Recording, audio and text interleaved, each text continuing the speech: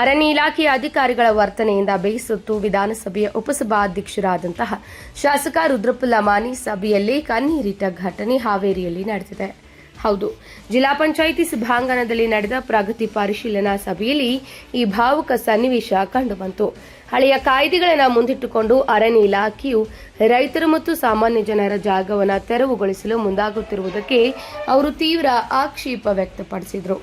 ಸಭೆಯಲ್ಲಿ ಮಾತನಾಡಿದ ರುದ್ರಪ್ಪ ಲಮಾನಿ ಅವರು 1850ರ ಹಳೆಯ ಕಾಯ್ದೆ ಮತ್ತು ಸುಪ್ರೀಂ ಕೋರ್ಟ್ ಆದೇಶದ ನೆಪ ಹೇಳಿ ನನ್ನ ಸ್ವಂತ ತೋಟ ಸೇರಿದಂತೆ ಅನೇಕ ಜನರ ಜಮೀನನ್ನ ಅರಣ್ಯ ಇಲಾಖೆ ವಶಕ್ಕೆ ಪಡೆಯಲು ಪ್ರಯತ್ನಿಸುತ್ತಿದೆ ಎಂದು ಅಳಲು ತೋಡಿಕೊಂಡರು. ನಮ್ಮ ಅಜ್ಜನ ಕಾಲದಿಂದಲೂ ನಾವು ವಾಸಿಸುತ್ತಿರುವ ಮತ್ತು ನಂಬಿಕೊಂಡಿರುವ ಜಾಗವನ್ನ ಈಗ ಅರಣ್ಯ ಭೂಮಿ ಎಂದು ಹೇಳಿ ತೆರವು ಮಾಡುವುದು ಎಷ್ಟು ಸರಿ? ಜಿಲ್ಲೆಯಲ್ಲಿ ಜನರು ಬದುಕಲು ಅರಣ್ಯ ಇಲಾಖೆಯವರು ಬಿಡುತ್ತಿಲ್ಲ. ಪ್ರಶ್ನೆ ಮಾಡಿದವರ ಮೇಲೆ ಎಫ್ಐಆರ್ ದಾಖಲಿಸುತ್ತಿದ್ದಾರೆ.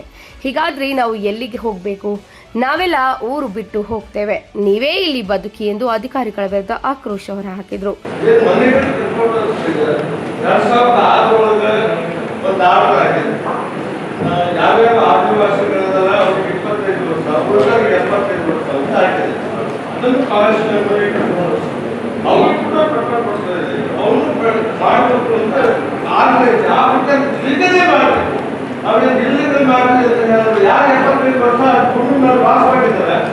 ಸಾಕ್ಷಿಗಳನ್ನು ಒದಗಿಸಿ ಅಥವಾ ಹಿರಿಯ ಅವರಿಗೂ ಪಟ್ಟ ಕೊಡಬಹುದು. ನಮ್ಮ ಅದೊಂದು ಆಸೆ, ಅದೊಂದು ನಾಡು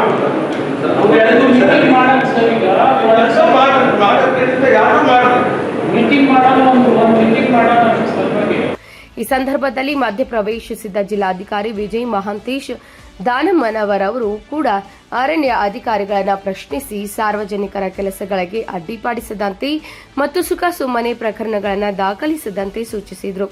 ಜಿಲ್ಲಾ ಉಸ್ತುವಾರಿ ಸಚಿವ ಶಿವಾನಂದ ಪಾಟೀಲ್ ಅವರು ರುದ್ರಪ್ಪ ಲಮಾನಿ ಅವರನ್ನು ಸಮಾಧಾನಪಡಿಸಿ ಈ ಸಮಸ್ಯೆಯನ್ನು ಕೂಡಲೇ ಬಗೆಹರಿಸುವಂತೆ ಅರಣ್ಯ ಇಲಾಖೆಯ ಡಿಎಫ್ಒಗೆ ನಿರ್ದೇಶನ ನೀಡಿದರು.